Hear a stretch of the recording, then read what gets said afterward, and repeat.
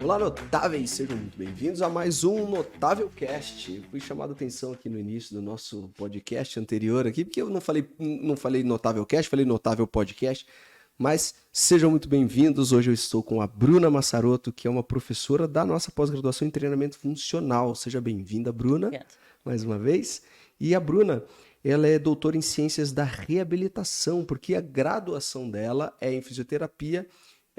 Muitos de vocês pedem para vir mais fisioterapeutas aqui, a maioria vem profissionais de educação física, então estamos trazendo uma graduada em fisioterapia, mas que é muito bacana, porque ela trabalha com atletas e é atleta amadora de fisiculturismo. Então a gente vai unir hoje nesse nosso Notável Cast como a mobilidade pode potencializar a hipertrofia, já que é muito o que você estuda, é muito o que você buscou, inclusive em outros cursos em Portugal, por exemplo, sabe muito do treinamento integrado, mas hoje a gente vai falar especificamente mais isso. Como é que eu consigo potencializar os meus ganhos na hipertrofia ou ganhos hipertróficos a partir de um trabalho de mobilidade e até mais do que isso, conjunto, o trabalho fisioterápico junto com o trabalho da educação física como intensidade ou um treinamento de atletas, pode ser amadores ou atletas profissionais dentro do fisiculturismo. Bom, seja muito bem-vinda, Bruna,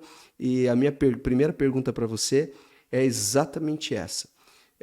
Como você acredita que esse trabalho da fisioterapia ele pode auxiliar não só atletas, mas os nossos alunos convencionais, porque muitas vezes a gente ainda acha que o aluno convencional, o aluno, né, eu falo o aluno normal, que não atleta, ele não precisa necessariamente do fisioterapeuta, ele só vai precisar do fisioterapeuta quando ele efetivamente está com uma dor muito grande no joelho, e aí ele vai lá para o fisioterapeuta. Como é que eu consigo potencializar os ganhos com essa associação e especificamente com o seu trabalho? Bom, primeiro é um prazer, né? Eu acho que é sobrevida, né? Então, quando a gente trabalha em associação com o profissional de educação física, principalmente eu trabalho muito, né? O meu dia a dia, a gente dá uma sobrevida e a gente dá uma qualidade melhor para o aluno, né? E quando a gente consegue avaliar o aluno, entender as questões biomecânicas dele, a gente consegue potencializar algumas coisas e trabalhar outras que ele precisa e necessita. Uma coisa muito importante quando eu faço avaliação e passo as avaliações para professores é que eu analiso o padrão de movimento.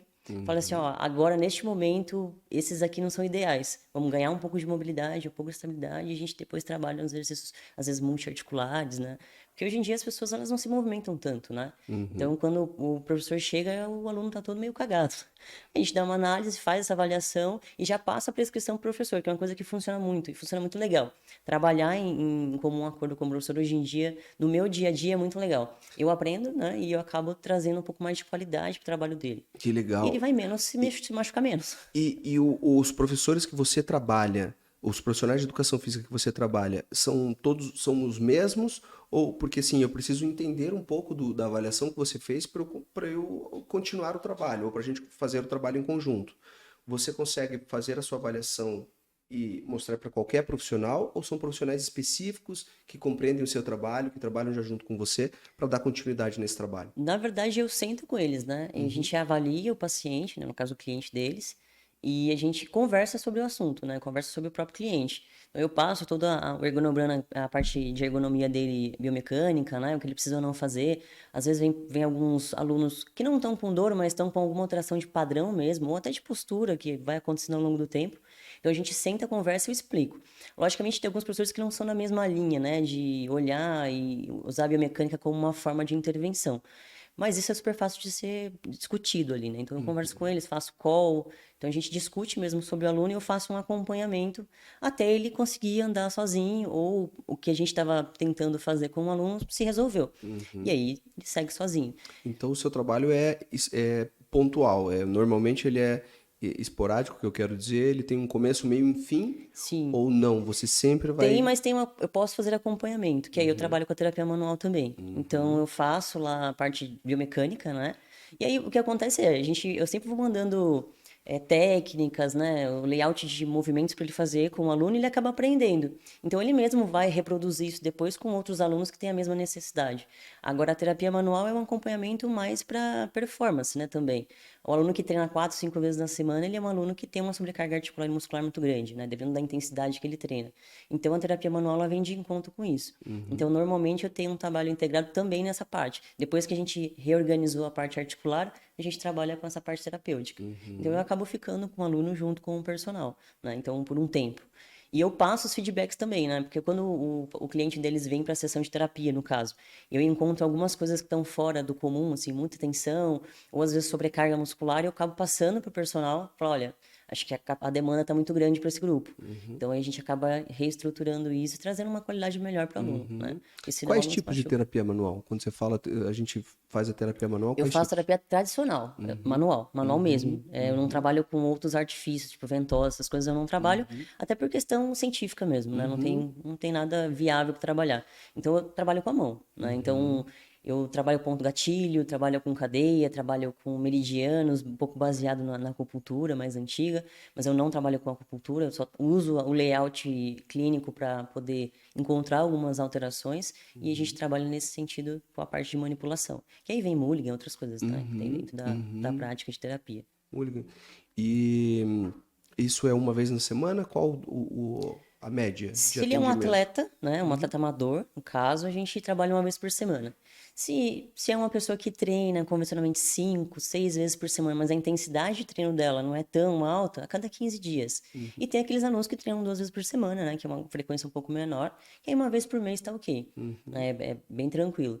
Logicamente que eu não trabalho só com esse tipo de aluno, trabalho com pessoas convencionais, né, pessoa que tem dor nas costas e nem treina, né, então eu atendo os outros, todos esses públicos separados, mas normalmente os que treinam são nessa frequência, assim, normalmente. São atletas, a maioria são atletas amadores, A maioria é atleta amador ou um atualmente. aluno que leva a sério, né? Aluno que leva a Que sério. acaba Que é o levando o aluno que shape a treina sério, é. 5 vezes? É, Isso, esse é o aluno que leva a sério? isso, 4, leva a 5 sério. vezes? Que em São Paulo Entendi. treinou 4 vezes e tá levando a sério, né? Entendi. Entendeu? Ó, notável, vocês estão ouvindo, né? Quem treina 2 ou 3 vezes na semana e não tá levando a sério o treinamento, hein? De acordo com a Bruna. Bruna,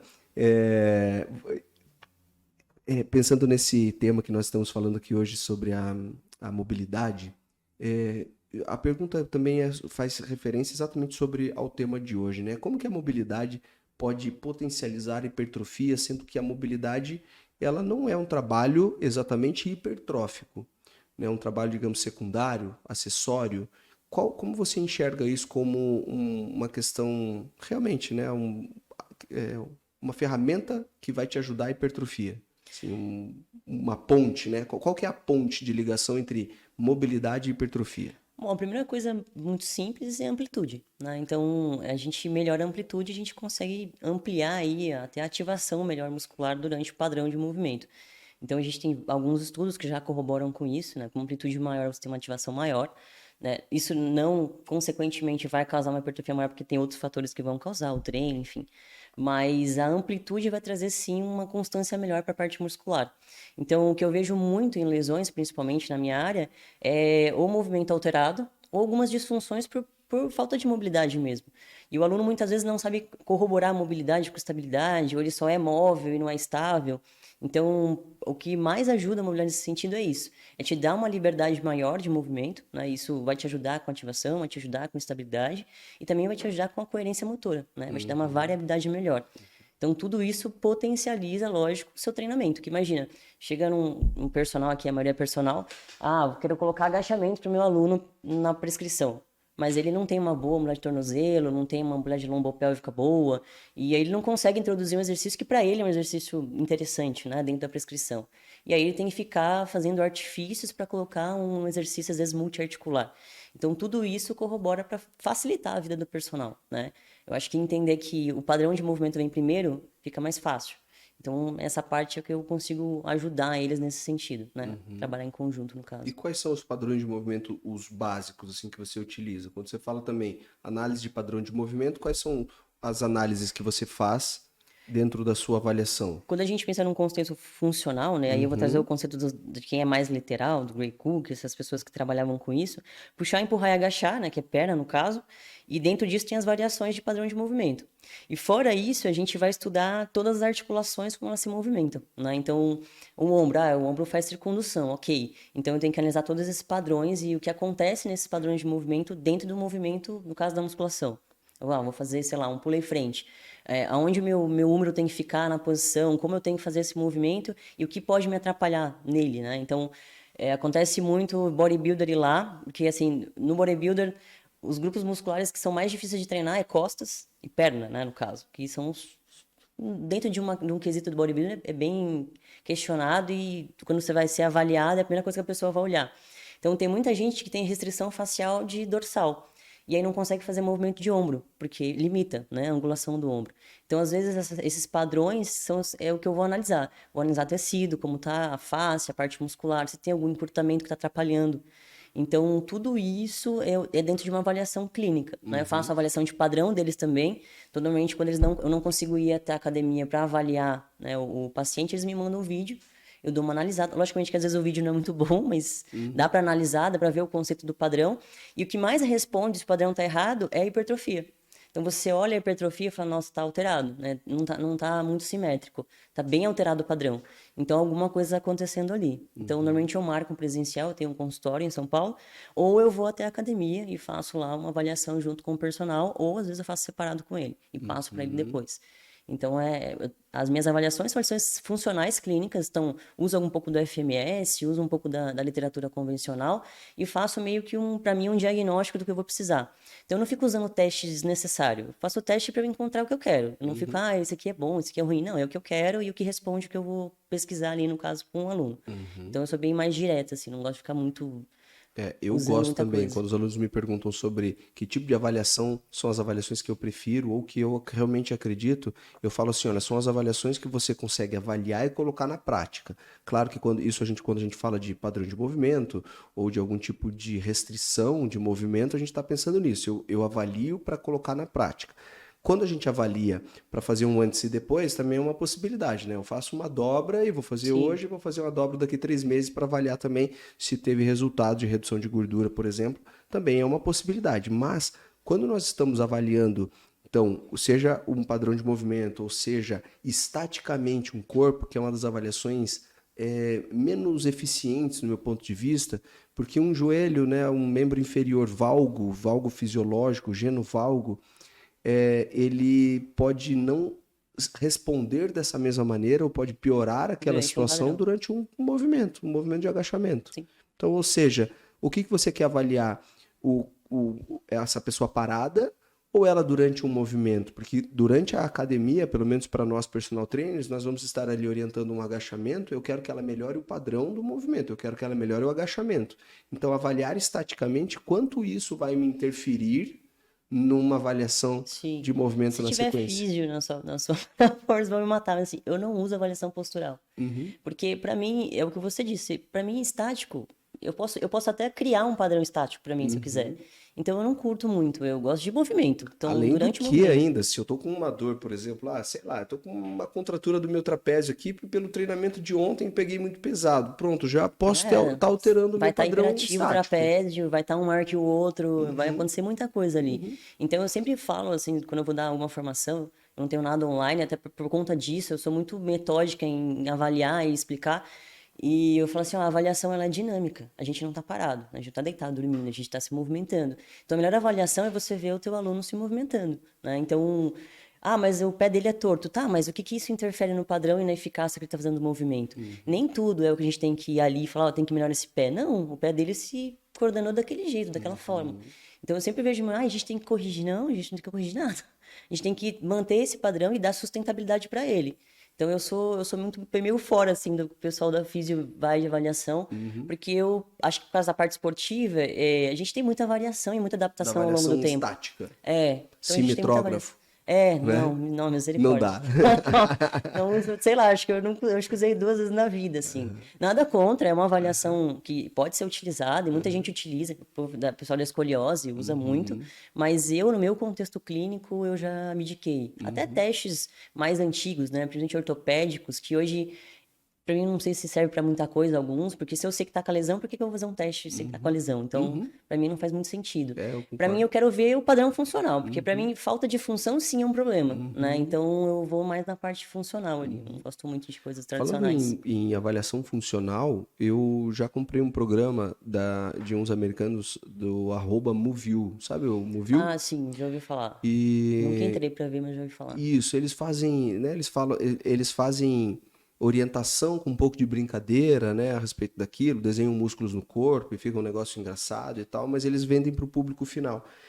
E eu achei bastante interessante a forma de avaliação deles, porque ele orienta como você coloca o celular, porque a gente sabe que, né, o posicionamento do celular Sim, vai faz bastante interferir na diferença. imagem quando a gente pensa no online, porque você falou agora, né, dessa questão da consultoria online também, por isso que eu estou levantando isso. Mas eles mostram como é que você posiciona o celular e eles mostram uma série de movimentos para você fazer. Claro que tem a foto a foto estática, ela também pode ser usada até para um antes e depois, como a gente Sim. fala, que ainda é muito visual e vende muito na internet esse antes e depois.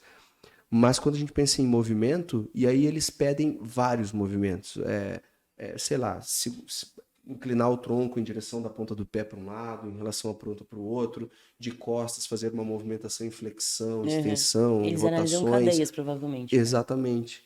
Então existe essa possibilidade. É legal a gente estar falando isso, porque hoje, na consultoria online, e por isso que você não deve mais aqui, notável que está me ouvindo, chamar a sua consultoria online de consultoria online, porque ela precisa ter um nome, precisa ter um método e a sua avaliação ela precisa ser diferente. Em que sentido? Acabei de te dar vários exemplos. Você não precisa mais pedir aquela foto de frente, de lado e de costas e tentar avaliar alguma coisa ali, encontrar um ombro um pouco mais alto do que outro e não prescrever nada em relação, beleza, tem um ombro ali, tem lá um dedo de diferença entre um ombro e outro, e aí? Você vai fazer alguma coisa? Não, então e por que você está avaliando e está pontuando Uhum. isso, inclusive, né? Não tem comparativo É depois, né? tipo isso, Seu dedo voltou? Não, exatamente. não voltou. Exatamente. Então, existem diferenciais e esse é um diferencial que eu percebo hoje que para quem está nos ouvindo que gosta do movimento, que gosta de padrões de movimento, que gosta de movimentos integrados, mas nem só isso, o pessoal da musculação mesmo, movimentos mais tradicionais, a avaliação na consultoria online ela pode ser mais elaborada e você poder cobrar mais até se você faz essa avaliação mais Claro. completa. Coloca o celular, agora você vai fazer uma série de movimentos de puxar, empurrar, agachar, enfim, para eu observar as suas escápulas, a sua movimentação, o seu ritmo escapulohumeral e aí sim conseguir prescrever com mais Sim, qualidade na diminui musculação. a intensidade de causar uma lesão no aluno. Porque se ele vê o padrão dele, não vai rolar isso aqui agora. Vou ter que esperar um tempo, Uhum, né? Para poder uhum, prescrever alguma coisa mais, com mais performance, enfim. E uhum, quando eu falo lá, até na pós, quando eu vou dar aula, a avaliação é uma coisa que tem que ser cobrada. Porque é um trabalho, você vai uhum, analisar, né? Você vai olhar. Então, assim, eu, de verdade, os personagens que trabalham comigo, eu falo assim, a gente cobra essa avaliação. Cobra o que vocês quiserem, que seja R$ 50. A pessoa entender que é um trabalho um pouco mais de performance, né? Tipo, eu tô avaliando o seu padrão de movimento, eu tô olhando como você se movimenta, e isso gera valor para você. Né? E igual quando eles vão fazer a formação do próprio René lá de terapia indutiva, né? Com o rolinho e tal.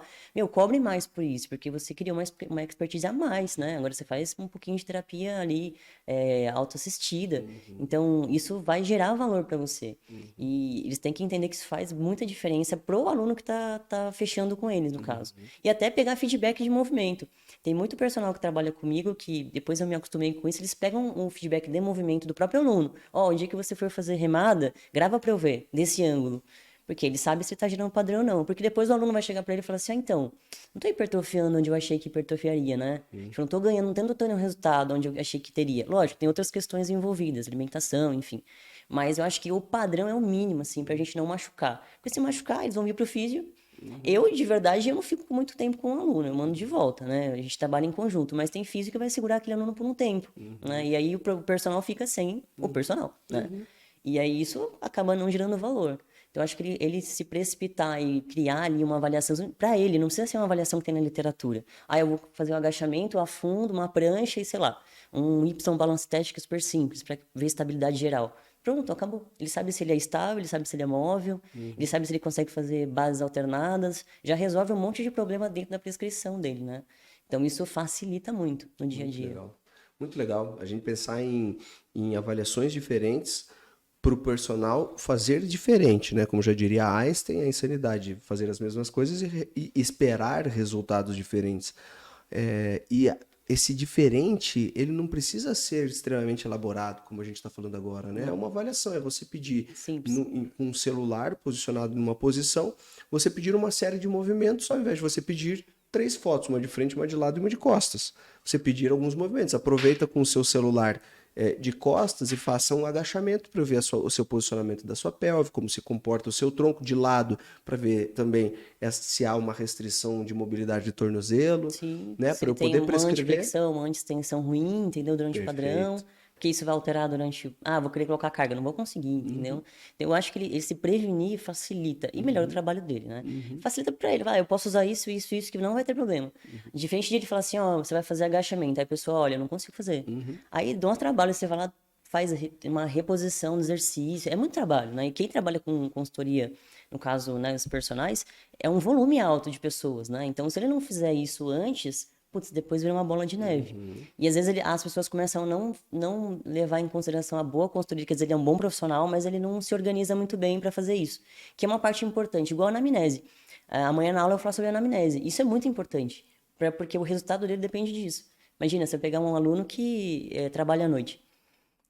Os resultados deles vão ser diferentes. Se ele não tiver uma boa noite de sono, ou se ele não conseguir descansar, ou se ele não tiver uma reposição boa. Então, tem coisas que, até para lesão, são predisposições.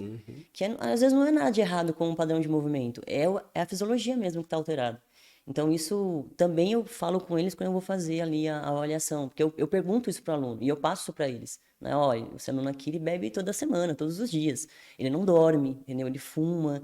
Ele tem outros tipos de hábito de vida que vão atrapalhar seu treino. Então, conversa com ele, né? Fala assim, ó, vamos ajustar, vamos Para colocar um pouquinho. Para equilibrar a expectativa dele, né? Sim. Também, né? Vai querer treinar 5 vezes na semana em alta intensidade, mas mantém Essa esse vida comportamento, de né? boêmio não dá. De boêmio não funciona. E falando do comportamento de boêmio, você que é atleta amador de fisiculturismo, como é que tem sido isso para você também? Aproveitar na prática, aplicar na prática, entender na prática o que funciona, o que não funciona, as dificuldades que você passa e que os seus alunos ali, atletas também, amadores, na maioria, estão passando. Como é que tem sido isso para Olha, você? para mim foi uma experiência bem difícil, assim. Eu já fiz esporte, né? Já fui atleta, só atleta de verdade. Mas o fisiculturismo é muito mentalidade, assim. É muita cabeça. Atleta de futebol, né? Atleta Coloca de aí. futebol. Atleta de futebol jogou no Palmeiras, hein? Poucos sabem que eu torço pro Palmeiras. É porque eu não sou um torcedor meio assim, eu sei que tá ali, tá bem no time. Mas eu não falo muito isso, mas eu não posso falar sobre isso, senão os corintianos vão parar de me assistir. Não, faz não, parte. né? Agora Faz eles vão te parte. zoar porque você é Inclusive, minha palmeirense. caneta é verde, ó, Ó, tá vendo? Tem um porquê, tudo tem um porquê. Não, mas você meu foi treinador é jogadora palmeirense, de... hein? É? Treinador é palmeirense. Então fechou. É, Você foi atleta de futebol profissional, Fui. foi até para a seleção sub-20 Fui brasileira. convocada. Eu me Seleção machuquei, mas eu fui brasileira. convocada. Foi colocado? Fui. Eu me machuquei na semana que eu ia viajar pra Alemanha, pro Mundial. E não foi? Não, eu quebrei o tornozelo. Fraturei o tornozelo em galho. Que parte do tornozelo? O maléolo lateral. Bem Eu, distal. eu fraturei o maléolo posterior da tíbia, com uma rotação, com uma eversão também uma eversão do talos, e quebrei o maléolo posterior, e a minha fíbula, ela se deslocou, né? Ela se afastou da minha tíbia, ela não quebrou a ponta Sim.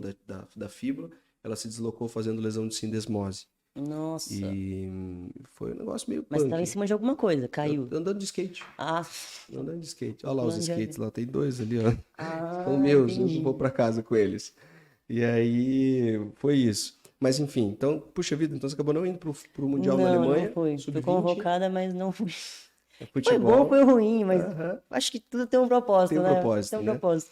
E aí você foi pro CrossFit, E agora Eu entrou fui pro no boxe chinês, eu fiz boxe? boxe chinês por um tempo, assim, que eu nunca tinha feito artes marciais na vida, mas eu acabei fazendo. Até competi também pra ver como era. Eu sempre gosto de ir no esporte e competir pra ver como é.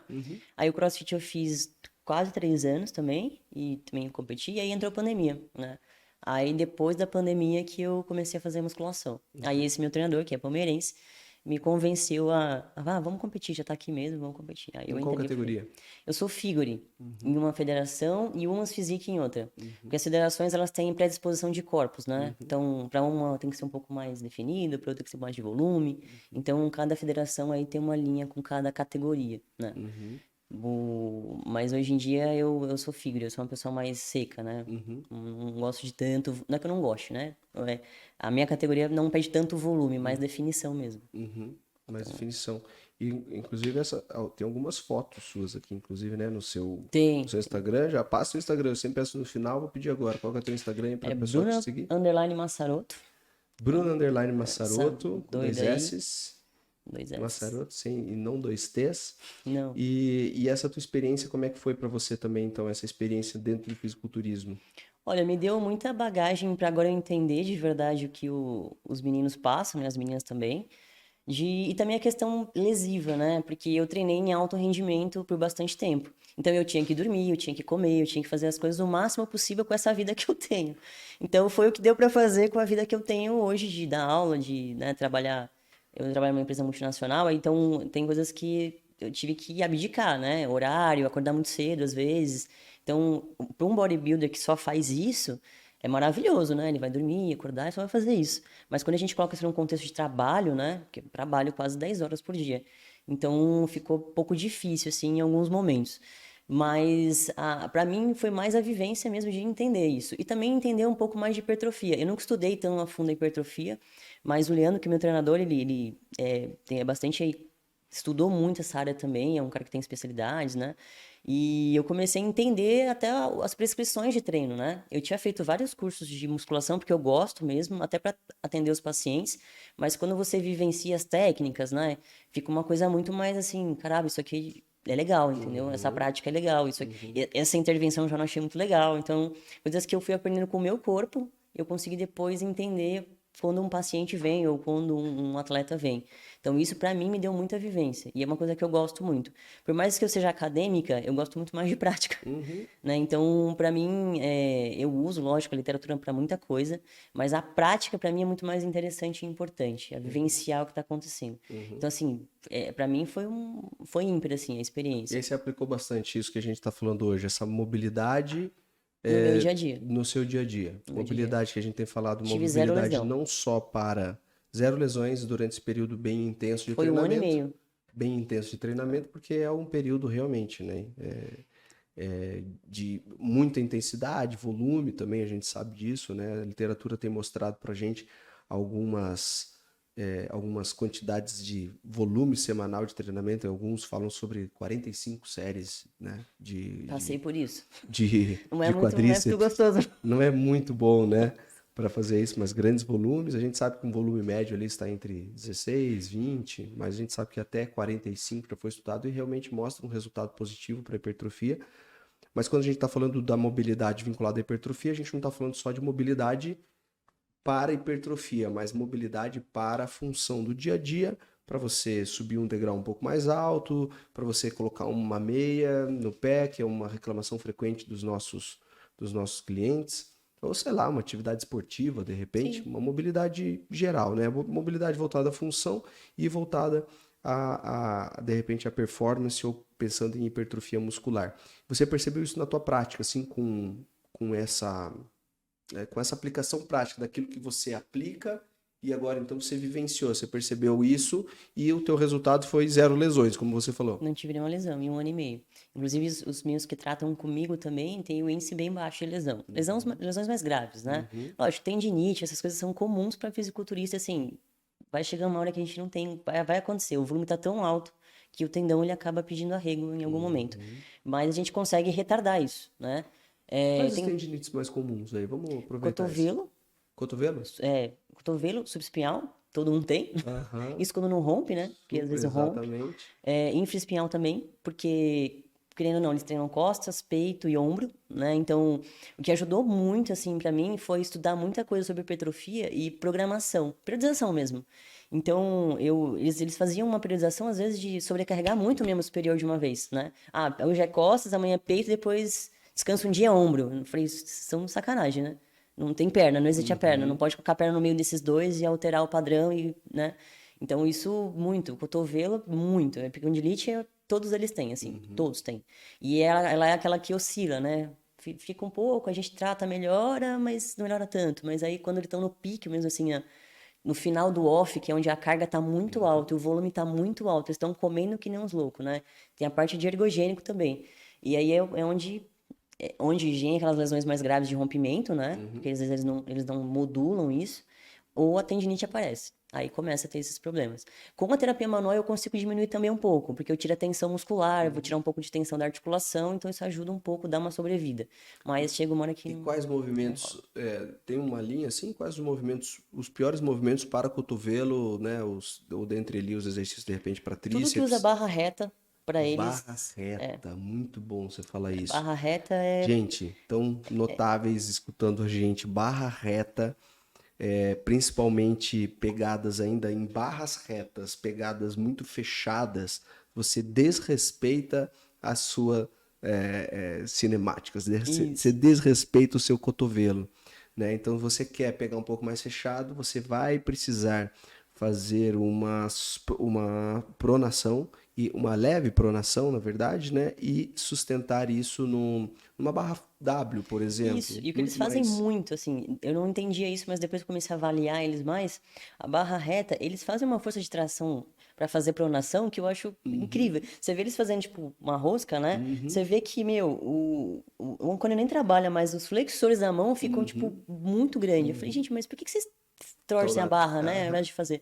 Então, a primeira coisa que eu falo assim, ó, pode tirar a barra e pega o halter pra gente diminuir a sobrecarga, pelo menos, assim. Então, essas coisas que eu trabalho também, entendeu? Às vezes um aluno me manda, ah, professora, meu aluno tá com dor fazendo isso aqui, tira a barra. Aí tira a barra, ah, não, melhorou. Então, às vezes a sobrecarga mesmo. Um Então, tríceps testa também com barra reta, enfim, o eu já vi tríceps na rompimento de polia. tríceps na barra reta. É? Bom, tá aí. Barra reta nesse. Realmente, é você não respeitar que o seu ombro, que o seu punho, que o seu cotovelo, eles não fazem um movimento extremamente reto, né? Não é um movimento reto. Você não levanta as cargas de maneira tão retas assim. Se você passar a mão ao lado do seu tronco, você vai perceber que a sua palma da mão normalmente ela não fica exatamente reta. E quando você vem subindo em flexão do cotovelo, esse movimento também se altera. Normalmente, o que é o mais confortável? Você fazer a flexão do seu cotovelo e fazer quase uma neutralidade, né, da pegada, né, fazer uma leve pronação para você sustentar alguma carga. Então, para mim, eu confesso, não estou muito longe de ser fisiculturista, mas confesso que eu já estou com epicondilite. Então, já tenho pré-requisito. Sim. Estou com pré-requisito para ser fisiculturista. E Estou vem com aquela coisa epicondilite. tradicional de, ah, não, mas é este exercício aqui que, sabe, ah, é só esse exercício que vai me ajudar. Aí eu falei, gente, pelo amor de Deus, usa a biomecânica, né? Tem outros padrões de movimento que vão te ajudar a fazer lá uma rosca, entendeu? Faz uma uma polia, sei lá, faz qualquer outra que não sobrecarregue, né? Então, mas ainda tem muito disso. Pelo menos alguns personagens que eu trabalho, ah, não, mas esse exercício aqui é o mais efetivo, porque eu li e falei, calma, vamos lá. O artigo é controlado, o teu aluno não. Então, tem outras coisas que vão alterar isso, né? Então, é muito esse misticismo de achar que aquele exercício é o único que funciona pra tudo, sabe? Aí eu já sou meio grossa, se funciona pra tudo, não funciona pra nada. Aham. Então, assim, troca, né? Muda. Então, essas coisas tem bastante ainda. No bodybuilding tem muita coisa empírica ainda, né? Sim, muito, né? Muito. Então, O exercício com o pé de um jeito para pegar um pouco mais ali uma isso. parte do quadríceps, né? Muito empírico, até porque a gente não tem também muitos estudos falando É, sobre isso, né? É razoavelmente recente os estudos falando sobre hipertrofia regional seletiva. Eu trouxe aqui o isso. Thiago Trindade, que é um grande estudioso disso, Eu né? gosto Vocês muito. podem pesquisar aí nos podcasts antigos. O professor Thiago Trindade já esteve aqui conosco falando um pouco sobre isso. Vou trazer ele para falar mais ainda, já que a gente conversou tanto, que não deu nem tempo de falar tanto sobre a hipertrofia seletiva, né, ou regional, específica, muscular. Então, por isso, torna-se muito empírico esse tipo de trabalho. Ah, o fisioterapeuta X teve um resultado X Então, cara, deixa eu ver se eu fizer o mesmo exercício da mesma forma, vai responder da mesma maneira, né? É uma das maneiras da gente buscar um certo resultado, já que a ciência não nos explica tudo. Sim, E claro, nós que estudamos muito biomecânica, a gente sabe que tem alguns movimentos e posições que vão te gerar um risco que eu, nesses casos, ainda mais em atletas amadores, eu acho desnecessário. Cara, será que eu vou colocar ele nessa posição, sendo que eu sei que aumenta muito, então, por exemplo, o impacto femoroacetabular, dependendo do posicionamento do quadril, para gerar empiricamente um fortalecimento e uma hipertrofia regional? Não, isso aí eu às vezes o realmente. custo-benefício não vale. Exatamente, custo-benefício não vale a pena, ainda mais quando a gente fala em alunos que não são nem amadores, são alunos que buscam uma certa hipertrofia. Então tome sempre esse cuidado e lembre-se que a carroça nunca vai na frente dos bois. E o boi é a cartilagem, a articulação. E preciso primeiro pensar em cartilagem e articulação para que ele carregue esse boi, para que esse boi carregue a minha carroça. A carroça são os músculos.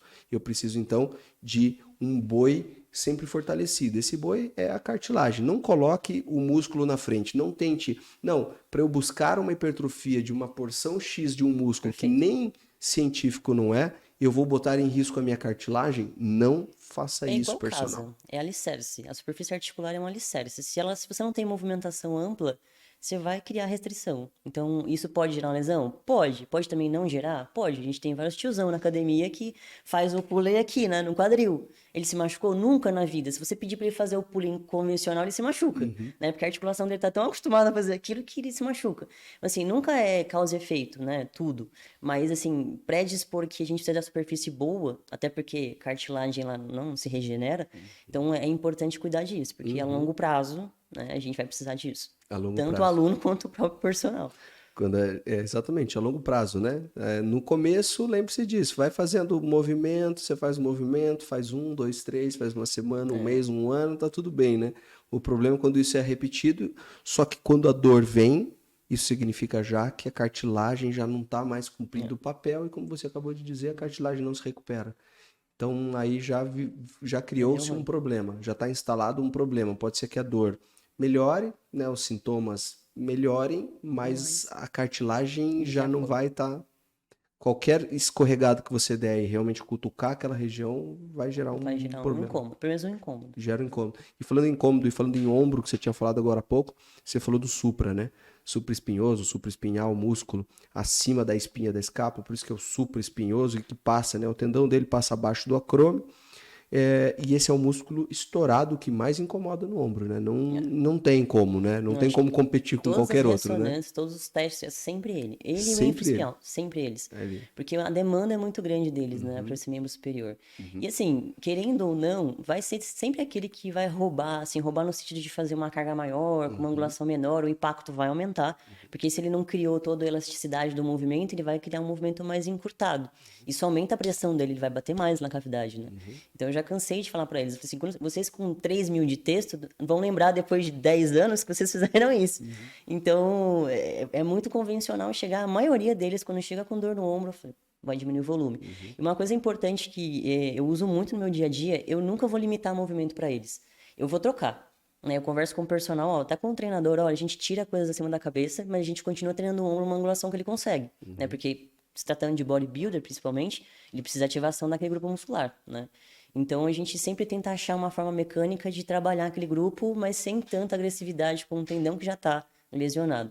E às vezes quando eu chego, o tendão já está praticamente rompido, aí não tem o que fazer, né? Então, acima de 70%, ele pode escolher esperar romper, né? Ou ele pode fazer uma Uma reconstrução. Não reconstrução. tem como esperar tanto E assim. que tipo de mobilidade você sugere para o ombro ou técnicas que você usa para o ombro nessas condições também?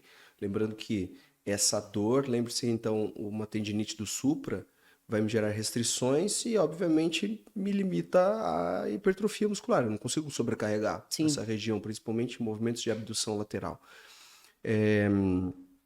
Que tipo de mobilidade eu posso fazer, ou aquelas que você trabalha, para a gente melhorar essa condição e buscar aí sim um conforto para intensificar o treinamento e chegar na hipertrofia? Primeiro precisa entender se a alteração ela é artrocinemática ou ela é osteocinemática, né? Se tá a parte mais grupo muscular junto, associado, ou se é na superfície mesmo que está acontecendo.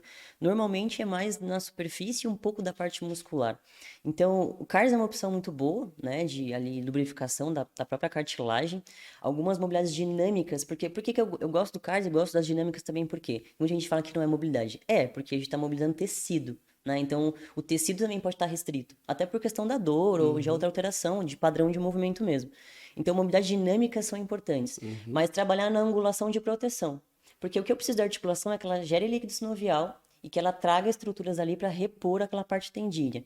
E tendão é diferente de músculo, né? Para cicatrizar um tendão, precisa de 3, 4, às vezes 5 semanas. O músculo não, dependendo do tamanho da lesão, 2 semanas o cara tá bonitão para poder treinar de novo na angulação. Mas tendão, ao mesmo tempo que eu não posso sobrecarregar ele, eu tenho que gerar uma carga progressiva, né? Porque se ele ficar sem estímulo, aí ele não vai ser estimulado, ele vai ficar hipoativo. Isso é ruim, porque ele não vai cicatrizar, porque precisa de movimento, precisa de estímulo. Mecânico. Então, principalmente no ombro, que é uma articulação que se movimenta muito, assim como o quadril que a gente vai falar amanhã na aula, são articulações que eu preciso trabalhar nas angulações de proteção para ir sobrecarregando ele aos poucos, mas tirando a sobrecarga direta do tendão, que no caso você falou é a abdução.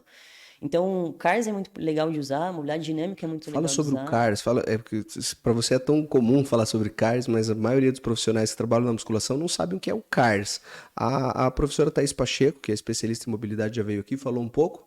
O que é o CARS? Fala aí, o que significa CARS na mobilidade. É um controle de circundução. Então, muita gente acha que mobilidade é só fazer um movimento rápido, né? Isso não, isso é alongamento dinâmico, né? Que na educação física para vocês é muito comum e no mais tradicional.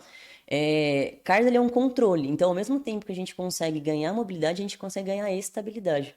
A gente consegue controlar o movimento. E quando a gente trabalha com mobilidade ativa, é a mesma coisa. Então, se você vê um monte de exercícios de mobilidade que as pessoas colocam, é um movimento muito rápido, um movimento que não tem controle. Quando eu vou estipular um movimento de mobilidade, eu quero gerar isso para a prática depois. Então, exemplo, vou fazer um pulley frente, no caso. Eu preciso gerar a rotação externa. Então, eu posso usar um CARS ou eu posso usar uma ativação com elástico que aumente a mobilidade resistida. Então, eu posso usar vários artifícios diferentes. Então, eu costumo falar que não existe uma técnica só. A gente pode associar técnicas também. Eu posso usar CARS com outro tipo de estímulo. E você usa essas técnicas, tanto o CARS quanto essa outra que você falou, como você chamou? De mobilidade ativa. Uma mobilidade ativa. Pré-exercício, você não faz pré-treino. Pré-exercício, eu vou pro exercício, eu faço essa mobilidade e já trabalho na sequência. Isso, vamos supor, eu vou treinar membros, vou treinar costas, vai. Então eu sei que a maior movimentação, glenomeral, escápula, torácica principalmente, que trabalha muito cotovelo e punho. Então ou eu faço uma mobilidade integrada disso no movimento só, para ele utilizar, ou eu separo o segmento. Se eu achar que ele está com muito déficit de mobilidade de ombro, eu vou ali trabalhar 1 ou 2 exercícios para ombro e faço uma integrada para o resto. Então eu sempre vou no que ele precisa de verdade. Não é, o pessoal fala, mas como que eu vou colocar isso antes de uma sessão de treino, né? Você não precisa fazer 1 hora de mobilidade, você precisa treinar a prática que você vai usar. Ah, mas eu quero fazer o resto. Passa um programa para ele fazer na casa dele. Né? Agora, pro treino é o que você vai usar, porque a gente primeiro mobiliza, depois a gente ativa para poder treinar. Não adianta eu só mobilizar também, porque aí eu vou causar um pouco de relaxamento muitas vezes. Quando ele vai para o exercício, ele não está ativado o suficiente. Então, normalmente, ombro, que é o que dá mais problema, eu coloco lá 1 ou 2 exercícios de mobilidade, que a gente é um CARS e uma mobilidade mais ativa com resistência, que já estou gerando atividade muscular dinâmica, e aí depois ele vai, sei lá, para costas, um pulo em frente, uma remada. Eu gosto também de fazer pré-ativação no exercício para alguns atletas e algumas pessoas que me mandam para fazer consultoria, que é ativar durante o padrão de movimento do exercício mesmo. Sei lá, uma remada eu vou fazer a primeira adução, depois eu vou deixar ganhar mais a escápula, e aí vou trabalhando contração, 2, 3 séries, aí depois ele começa a série mesmo de trabalho dele. Para poder gerar ali um pouco de lubrificação e de ativação. Então isso facilita muito para o aluno ganhar consciência motora. Mesmo aquele que não treina, sabe? Eu vejo que hoje em dia o pessoal tem muita dificuldade com movimentação de escápula, o que dá mais problema hoje, mais problema. O serrátil anterior deles parece que não existe, ou seja, não funciona. É muito engraçado. Ontem mesmo no consultório, acho que 3 pessoas que foram lá para avaliar, as 3 tinham ineficiência de serrátil anterior. Então, você vê que a escápula, ela faz um movimento assim, mas ela termina, uma fecha, a outra tá na metade, assim. E aí você olha as costas da pessoa, é nítido, o dorsal começa aqui embaixo e outra aqui em cima, assim. Então, atrapalha a hipertrofia.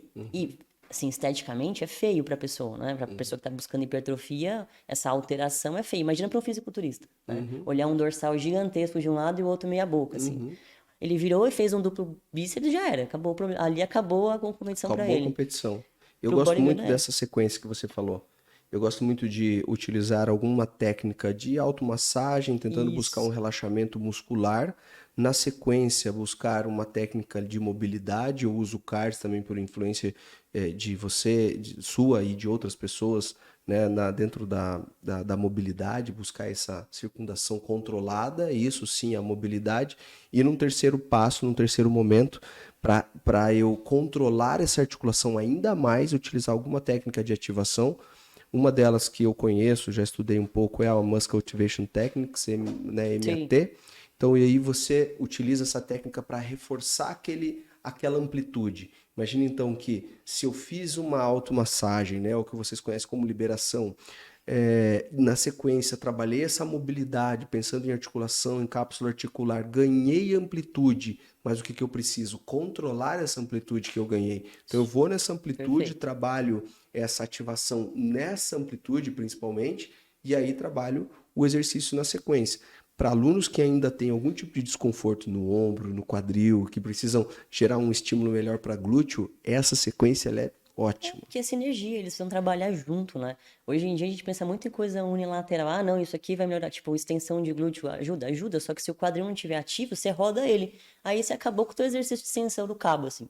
Então, o que as pessoas têm que entender é que é uma sinergia. Vocês estavam falando de core antes com o Kendi. Pra mim, não tem 29 pares de músculos, tem o corpo inteiro. Então, tudo tem que trabalhar em sinergia para acontecer um movimento integrado, né? E isso para musculação, para qualquer coisa. Tipo, uma flexão de cotovelo não é só uma flexão de cotovelo. Meu ombro precisa funcionar, meu punho precisa funcionar. Senão, eu não consigo fazer minha flexão de cotovelo. Então, eu acho que segmentar coisas é uma coisa muito pequena, muito simples, sabe? Eu gosto de trabalhar com coisas integradas. E atletas, principalmente, eles não têm essa visão integrada. Eles têm a visão, não, eu vou fazer 40 séries de bíceps porque eu quero hipertrofia. E na verdade, às vezes ele não tem a amplitude do bíceps que ele precisa, aí fica aquele bíceps encaroçado, não é aquele longo, Do bonito, sabe? Popeye. Tipo Arnold, né? É o bíceps do Popeye. É isso, se ele sobe, o negócio vem aqui, né? Então, é Aquele isso, é pedreiro, amplitude, aquele isso. pedreirinho lá que tá lá Já atendi ralando. pedreiro e olha, mais É, condicionado do que muita gente. É, nesse sentido muscular, é incrível olhar um pedreiro, incrível. Mas é isso, eu acho que tudo corrobora para ficar um padrão de movimento bonito, sabe? Assim, então, a mobilidade vai trazer para você uma influência muito boa para o treinamento. Tanto para você prescrever, quanto para você dar a qualidade do movimento. Lógico, a carga, ela é uma relação diferente. Ela vem aos poucos, né? Quanto mais controle você tem, melhor. Então eu recebo muita pergunta assim: ah, mas eu preciso ser só móvel? Não, você precisa ser estável também. Não adianta ser móvel. Tem muita gente que tem hiperflexibilidade e é horrível para tratar. Porque imagina, eu tenho que explicar para uma pessoa que ela tem que frear. É muito mais difícil, né, do que acelerar. Então, para mim, a pessoa que é, às vezes, hipomóvel é melhor do que uma pessoa que é hipermóvel. Que é muito difícil a gente controlar isso. E tem muito bodybuilder que tem hiperextensão de cotovelo, tem algumas alterações no joelho, tem hiperextensão de joelho. É horrível, porque eles sempre se machucam. Porque eles não têm esse controle. Por quê? Porque é carga e controle. E como é fisiológico deles, é anatômico, é muito difícil eles controlarem isso. Então tem alguns que é muito difícil a gente não gerar não ter lesão ao longo do tempo, por questão biomecânica anatômica. Então, essa intensidade, né? A intensidade do treinamento, seja pro atleta amador já, né? E até tinha te perguntado aqui agora há pouco, falei, e aí, compensa, né? Compensa financeiramente para esses atletas amadores estarem fazendo isso? Porque é tanto suplemento, né? É tanto treinamento, enfim, cuidado, nutrição, alimentação específica. Financeiramente, é uma coisa rentável para esses atletas aí atualmente, o fisiculturismo amador? olha, assim, o amador, não muito, porque assim, as premiações elas não são grandes, né? A gente vai ganhar uma sacolinha de suplemento, algumas federações dão isso, um troféuzinho, né, pra você levar pra casa, mas o que compensa hoje no bodybuilder é o profissional. Então a Profissional, gente sim. tem atletas de bodybuilder que ganham 150 mil hoje, sim, pra ser Numa bodybuilder. competição. Ou Não, é salário. de Salário eles salário ganham de 150 mil, fora os normalmente. patrocínios que ele ganha, né? E marcas, enfim. Bom, você já vivencia isso muito, de fazer uma marca, intervir numa marca. Então, hoje a gente tem o Ramon, que é acho que hoje no bodybuilder ele é o mais conceituado, Todo né? mundo conhece. Inclusive aqui tem a Overall, né? Que também tem vários Exato. atletas que são Olímpia, enfim. eu acho que ele é o que mais ganha hoje em dia no bodybuilder, acho que o salário deve ser o maior, assim. E ficou em segundo, né, no Mr. Olympia, enfim. Vem aí criando e trilhando, e ele entendeu que mobilidade é importante, porque agora tem uma fisioterapeuta que cuida só dele. Com mobilidade, com Que pilates, com um monte legal. de coisa. Então, eles estão entendendo que isso melhora a performance deles. E aí estão trazendo esses profissionais para dentro da academia, que é o interessante. O físio, até acho que por questão tradicional mesmo, né? Nunca entrou na academia, que nem eu atendo na academia. Porque eu preciso, às vezes, de um leg press, eu preciso fazer algumas coisas de reabilitação. Mas a gente, às vezes, não quer entender isso porque a gente não é muito bem aceito, às vezes, dentro da academia. Eu tenho, assim, um convívio muito bom com os personagens, né? De conversa, de discutir, a gente discute casos clínicos, a gente discute sobre movimento e eu acho isso muito saudável. Eu não sei tudo e nem eles sabem tudo, então a gente acaba se ajudando. Mas eu acho que o físio tem que entrar mais nessa área do treinamento. Porque imagina, todo mundo vai ficar velho, né? Então todo mundo vai precisar de um treinamento específico. Quanto mais a gente tem massa muscular guardada para nossa velhice, melhor. Só que o físio tem que entender esses padrões. E muito físio tem preguiça, sabe? Não treina e também não quer aprender sobre. Né? Hoje em dia tá menos pior. Mas, sei lá, uns 6 anos atrás, o físio não se interessava muito por treinamento. Né? Não precisa ser que nem eu, louca, né? Mas entender sobre treinamento. O físio é aquele que atende na Unimed 10 pacientes ao mesmo Isso. tempo, manda fazer um manguito rotador com um elástico que tá quase podre ali, preso Não faz nem no tensão mais. espaldar, não tem mais, né? É Mas mobilidade, ali ó, quase é 3 de mobilidade. 10, é 3 de 10 mais ou menos? É, 3 3 de de 10 10. ali para É um igual lado, na musculação, 3 de né? 10 3 de para o 15, outro, 3 de e 10. isso aí fechou. É fundamental isso, essa união de profissões e a gente pensar como é que a gente consegue se ajudar mais. Eu achei super legal tudo que você falou hoje aqui, até tanto para os fisioterapeutas que nos ouvem, quanto para os profissionais de educação física, pensar assim, cara, será que eu consigo um fisioterapeuta que me auxilie nesse processo? Seja para atletas, né? E aí a gente está falando realmente de pessoas que até precisam mais, porque treinam com mais intensidade e as lesões acontecem Sim, mais frequentemente, mas para alunos também convencionais. Não ficar aquela concorrência, né, do tipo, não vou indicar, porque depois ele não volta para mim, como você tinha falado, alguns sim. fisioterapeutas que estendem o treinamento ou que querem aquele aluno para sempre, Nem a mas pau. como é que a gente consegue fazer isso? Né? E você foi falando de várias maneiras, de maneira integrada, com uma avaliação diferenciada que eu não tenho domínio, não entendo, com a terapia manual, e a gente vai conversando, vai levando esse aluno ou atleta para um ponto específico. Eu achei muito legal mesmo, Bruna. Inclusive, quero te agradecer, porque a gente já está fechando aqui o nosso horário. Quero te agradecer, porque eu sempre falo isso, né? Dessa multidisciplinariedade, né? Da gente ter essa interdisciplinariedade, conversar entre profissionais, e tudo que você falou foi pontuando, foi encaixando dentro desse cenário que eu admiro e respeito. E quero estar entre ser amigo de profissionais como esses, como você. Fisioterapeutas que pensam desse jeito, que me ajudam quando eu tenho essa necessidade e que mostram para outros profissionais fisioterapeutas como eles podem trabalhar em conjunto com os profissionais de educação física, assim como eu falo normalmente para mais profissionais de educação física, como eles se unem aos fisioterapeutas. Acho isso fantástico. Então, eu sempre gosto de trabalhar em conjunto. Eu acho Uhum, sozinho não é muito uhum, legal, porque como que eu vou fazer uma coisa na terapia, aí ele vai lá e sobrecarrega, não faz sentido pra mim, né? uhum, Então eu acabo criando essa sinergia com o profissional nesse sentido. E aí ele perde esse medo de achar que eu vou ficar com o paciente. Pra mim é ruim ficar com o paciente. uhum, Eu quero que venham pacientes novos, porque pra mim eu vou ganhando mais dinheiro, né? uhum, Então, assim, meus pacientes ficam 2 meses comigo, 3 meses. Depois disso é terapia manual, que aí é uhum, eventual. uhum. Mas normalmente nesse tempo, aí o professor já entendeu algumas coisas como prescrever, que nem, às vezes, a alteração de, eu tô com dor no quadril, o que que ele pode ou não fazer? Vamos ver a questão articular, vamos ver o tecido que aconteceu e a gente vai mudar o exercício, mas ele vai continuar treinando com você. Eu sempre gosto de falar que eu não gosto de tirar o aluno do habitat natural dele. Eu gosto de a gente substituir algumas coisas, trabalhar.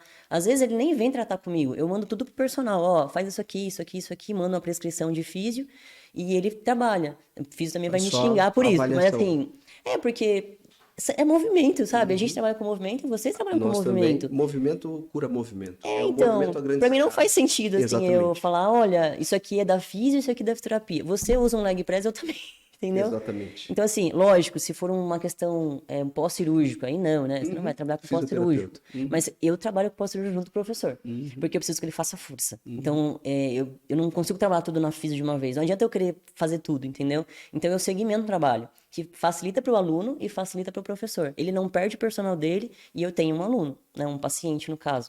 Então, trabalhar assim para mim é muito mais fácil, porque eu não vou conseguir fazer tudo na sessão, não dá. É terapia manual, é laser, é mobilidade, não dá. Ele tem 1 hora para trabalhar comigo, às vezes um pouco menos, dependendo do aluno.